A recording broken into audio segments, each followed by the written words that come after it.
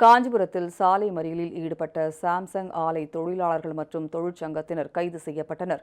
காஞ்சிபுரம் மாவட்டம் திருப்பெரும்புதூர் அருகே சுங்குவார் சத்திரத்தில் உள்ள சாம்சங் தொழிற்சாலையில் பணிபுரியும் தொழிலாளர்கள் ஊதிய உயர்வு, தொழிற்சங்கத்திற்கு அங்கீகாரம், பணி நேரம் குறைப்பு உள்ளிட்ட 8 அம்ச கோரிக்கைகளை வலியுறுத்தி காலவரையற்ற வேலை நிறுத்தத்தில் ஈடுபட்டுள்ளனர். ஆலை நிர்வாகம் சார்பில் நடத்தப்பட்ட 2 கட்ட பேச்சுவார்த்தையும் தோல்வியில் முடிந்த நிலையில் 20 நாட்களை கடந்து போராட்டம் நடைபெற்று வருகிறது.